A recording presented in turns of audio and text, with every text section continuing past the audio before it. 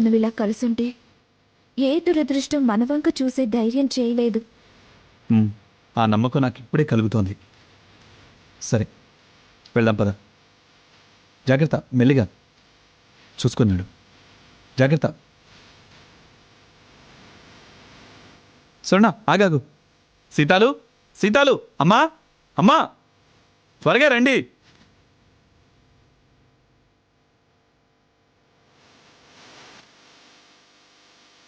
ఏమిట్రా, ఏమైంది?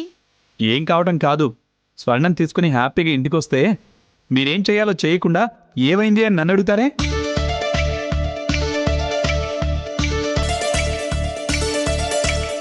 సీత లేదా?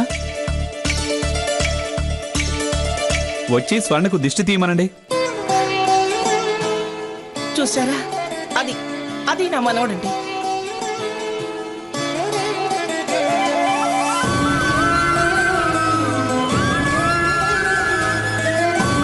ఇప్పుడురా, నా పెంపకం మీద నమ్మకం, గౌరవం, గర్వం కలిగించేలా చేశావు.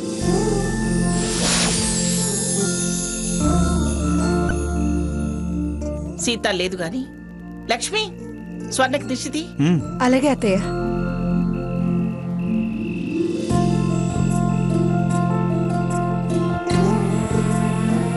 చేసిన పొరపాట్లు బాధ కలిగించినా ఇప్పుడు ఈ మార్పు మాత్రం చాలా ఆనందం కలిగిస్తుందిరా.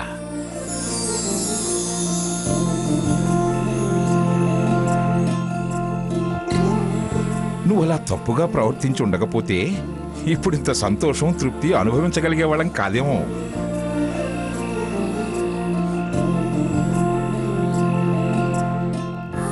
ఎందుకండి మర్చిపోవాల్సిన చెడుని గుర్తు చేసుకోవడం?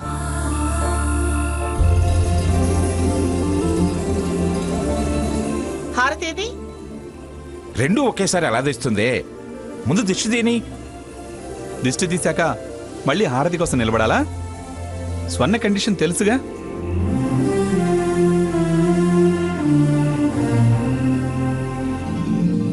ఎంతసేపు గుమ్మంలో నిలబడుతుంది? షీఈ్ క్యారింగ్ అన్న విషయం మర్చిపోయారా?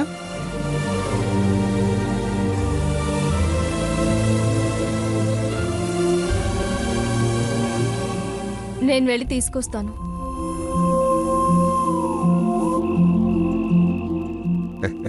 ఒరేయ్, నేను ఇలా చూస్తున్న ఆనందంలో అందరం అన్నీ మర్చిపోతున్నావురా.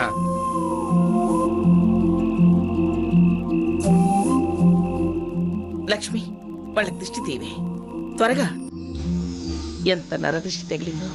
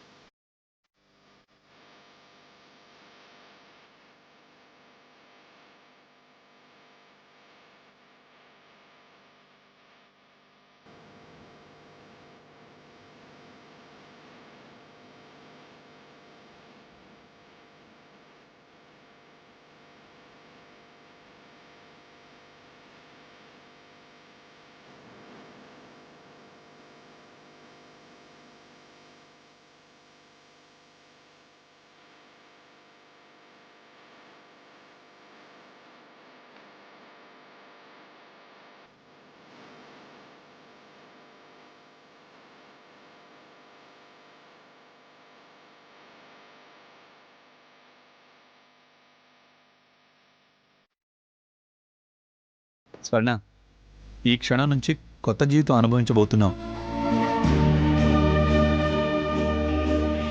అమ్మ తీసిన దిష్టితో అరమరికలు, అపోహలు, అపనమ్మకాలు, అపార్థాలు అన్నీ తొలగిపోయినట్టే. మనస్సాక్షికి కట్టుబడి నిన్ను నా గుండెలో పెట్టుకుని చూసుకుంటాను.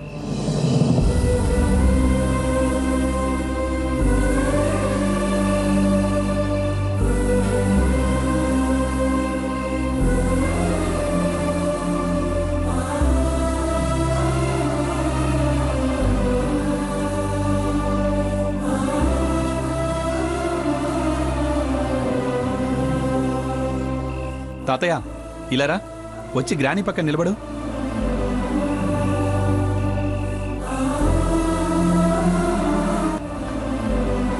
స్వర్ణ, నీ నమస్కారం కూడా నేనే పెడతా. నువ్వు మరీ పూర్తిగా వంగి నమస్కరించాలని చూడకు.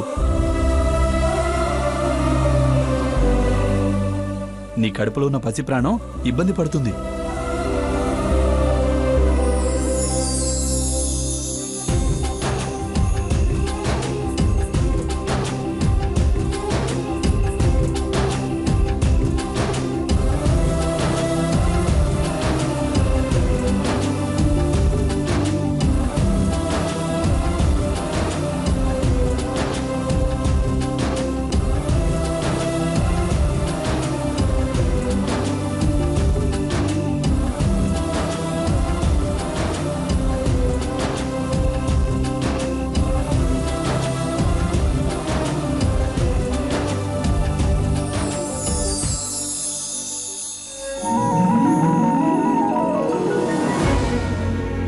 నిండు నూరేళ్లు చల్లగా వర్దిల్లండిరా. పిల్లా పాపలతో అష్టైశ్వర్యాలతో కలకాలం వర్ధిల్లండి. స్వర్ణ, జాగ్రత్త జాగ్రత్త. అమ్మా, అవును నాన్నేడి? పర్వాలేదురా, మేమందరం గుర్తున్నామే నీకు. గ్రాని ప్లీజ్, ఇందాక తాతయ్యని అని మళ్ళీ నువ్వు గతాన్ని గుర్తు చేసి దెప్పిపడవకు. ఒరేయ్, వాళ్ళలో కూడా ఈ మధ్య చాలా మార్పు వచ్చిందిరా. వ్యవసాయం, ఎస్టేట్ వ్యవహారాలు తలదూర్చి ఎక్కువ కాలం అక్కడే బిజీగా గడిపేస్తున్నాడు.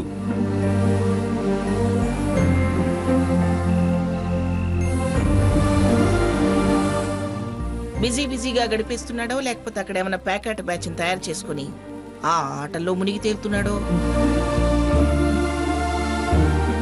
అదిగో అలా మాట్లాడటమే తప్పు. మార్పుని స్వాగతించాలి.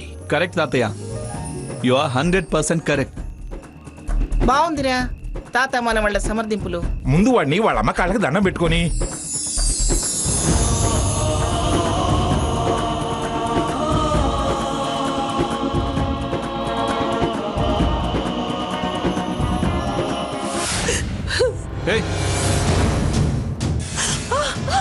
అత్తయ్య గారు,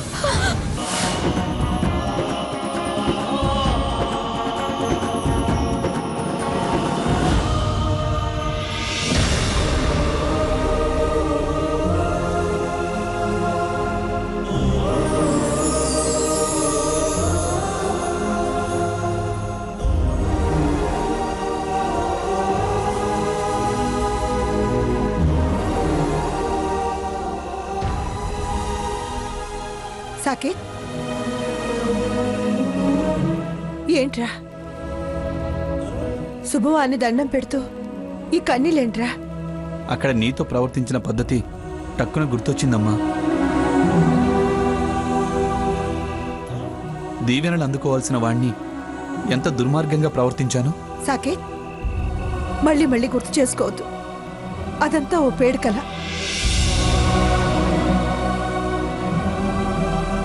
మీ ఇద్దరు ఇలా కలకాలం కళకళలాడుతూ బ్రతకాలి.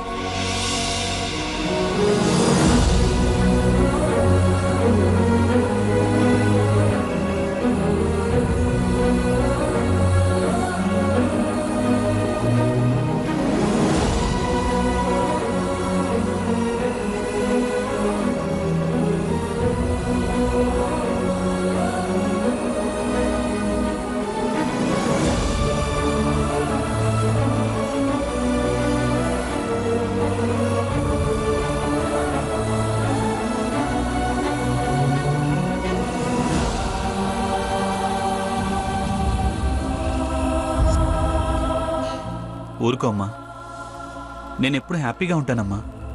మీరందరూ చెప్పినట్టే వింటాను. ఇక నుంచి మనకు ఏ ఇబ్బంది రాదు. మనం అందరం కలిసే ఉంటాం. పిచ్చి సన్నాసిని ఆ హారతి అనే దెయ్యం పట్టి పిచ్చిగా ప్రవర్తించేలా చేసింది. అది వదిలిపోయింది. వీడయ్యాడు. వీడి ప్రేమ బయటపడింది. నువ్వు అలా కన్నీళ్లు పెట్టుకుంటే నేను చూడలేను.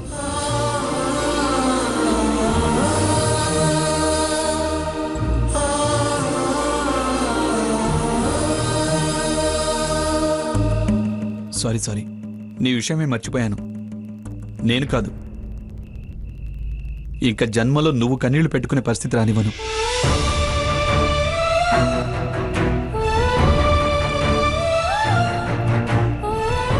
కన్నీళ్ళకి మన దగ్గర ఇంకా స్థానం లేదు స్వర్ణ.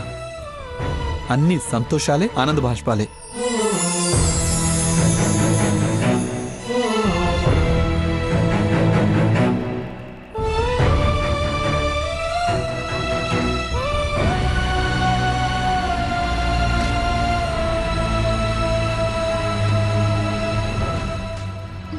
అన్నయ్య,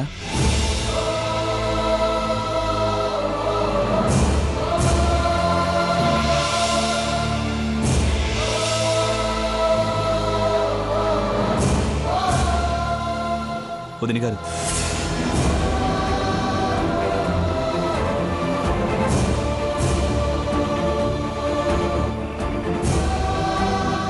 మీరు అలా పక్కపక్క నిలబడండి. అయ్యో సాకేత్, మాకెందుకురా నమస్కారాలు? ఆశీర్వదించే అర్హత ఉన్నవాళ్ళు కనుక.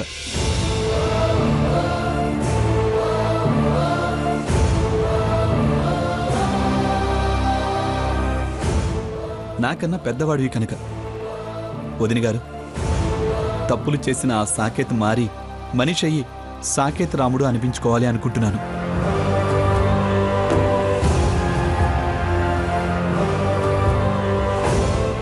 నన్ను దీవించండి. అయ్యో సాకేత్. వద్దు సాకేత్, నేను నీకన్నా చిన్నదాన్ని. అయితే కావచ్చు, అన్న భార్యగా పెద్దవారిగా వదిన.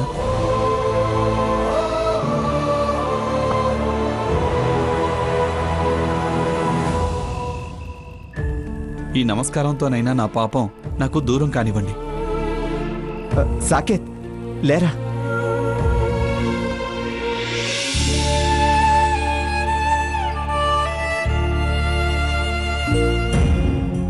చాలా విచిత్రంగా ప్రవర్తిస్తున్నాడు. నిజంగా ఇంత మార్పు వచ్చుంటుందా? అందరి ఆశీర్వచనాలు అయ్యాయిగా.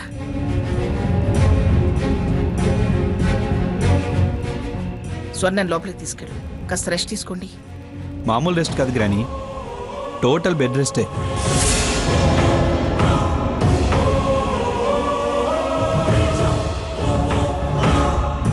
నేనే కేర్ టేకర్ని, నర్సుని, డాక్టర్ని, సర్వెంట్ని.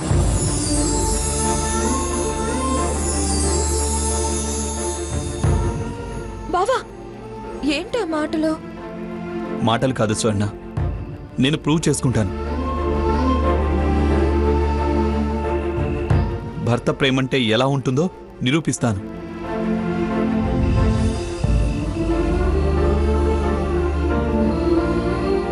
నీ ఆనందంలో పాలు పంచుకుంటాను.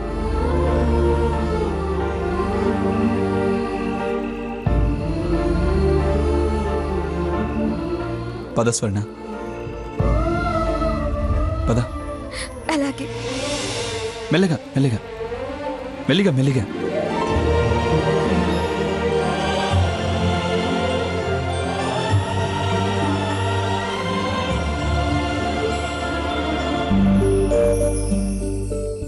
అత్తయ్య గారు,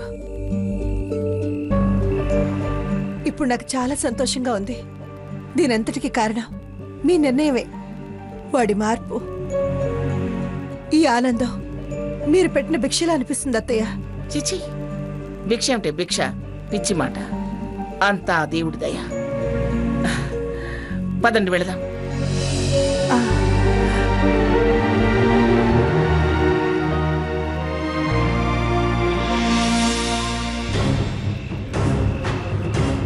రాఘు, నాకెందుకో సాకేత్ ఓవర్ యాక్షన్ చేస్తున్నాడేమో అని అనిపిస్తుంది. సీత, తన తప్పును తాను తెలుసుకున్న తర్వాత పశ్చాత్తాపడ్డ వాళ్ళ ప్రవర్తన అలాగే ఉంటుంది సీత. ఎంత పశ్చాత్తాపమైనా మరీ ఇంతలా అంత వింత ప్రవర్తన నాకు నమ్మకం కలగడం లేదు. నీకు వాడి మీద ఉన్న అభిప్రాయాన్ని మార్చుకొని చూస్తే వింతగా ఉండదు, కొత్తగా అనిపించదు, క్యాజువల్గానే ఉంటుంది. మార్పుని స్వాగతించాలని తాతయ్య అన్నాడు. అది అర్థం చేసుకో. పద.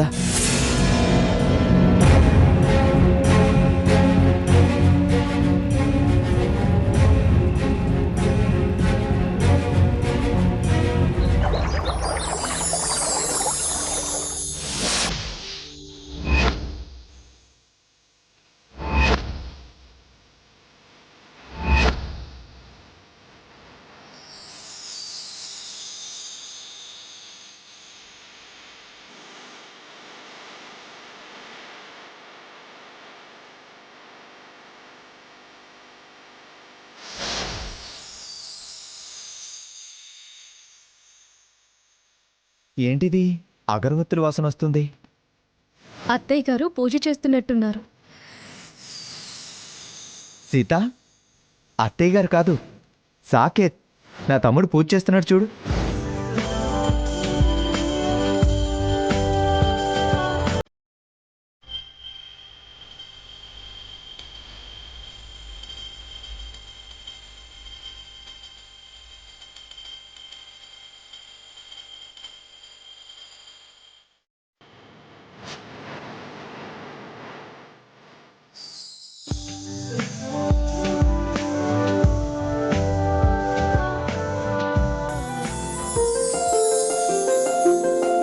వదిన హారతి తీసుకోండి.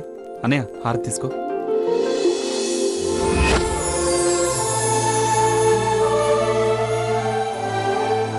స్వర్ణ హారతి తీసుకో. అమ్మ హారతి తీసుకో. గ్రాని హారతి తీసుకో.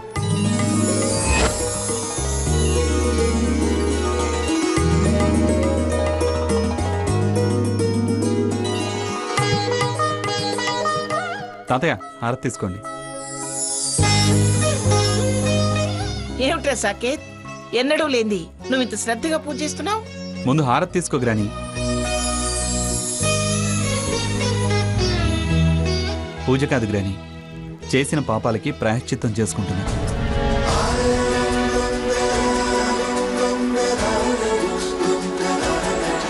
దేవుడి కాళ్ళు నా కన్నీళ్లతో కడిగి ఈ ఇంట్లో ఎవరు ఎప్పుడు నా మూలంగా కానీ మరో కారణం చేత కానీ కన్నీళ్లు పెట్టకుండా చూడమని వేడుకున్నాను.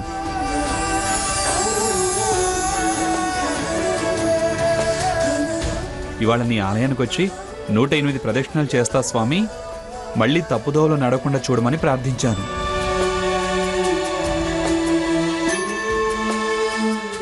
ఎంత గొప్ప మొక్కు మొక్కుకున్నావురా. నిన్ను చూస్తుంటే బోయ వాల్మీకి అయినట్టు, అతన్నే నీలో చూస్తున్నట్టు ఉంది.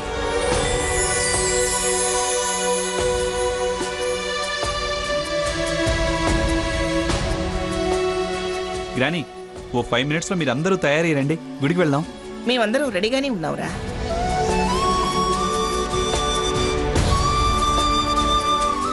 నీ పూజ ఇక్కడ చూశాక ఆ భగవంతుడి ఆశీర్వచనాలు మాకు దక్కినట్టేరా.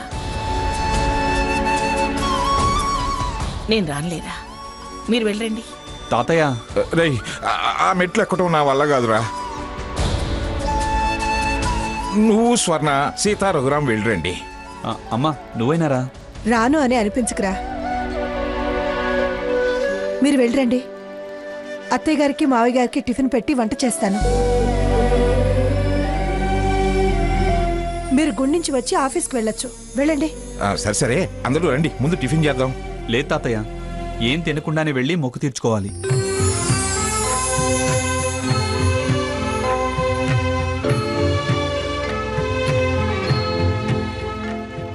ఆహా, నీ మాటలు వింటుంటే భాగవత రామాయణాలు విన్నంత హాయిగా ఉందిరా.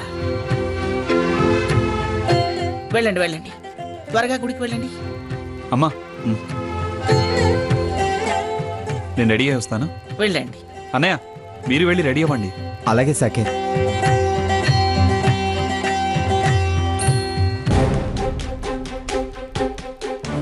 సడన్ గా ఇంత చేంజా? చేంజ్ మాత్రమే చూడు, అంతా ఎంత అని తూకమేయకు.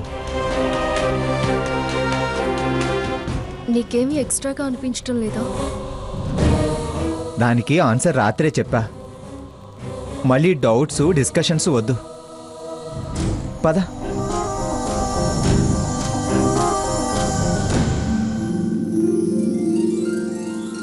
వాడి మార్పు నాకు ఆనందాన్ని ఆశ్చర్యాన్ని రెండింటినీ కలిగిస్తుందండి. నిజమే బంగా, నాకు ఆశ్చర్యంగానే ఉంది. ఈ మార్పు శాశ్వతమైతే వాడు నీకన్నా గొప్ప పేరు సంపాదించుకుంటాడు.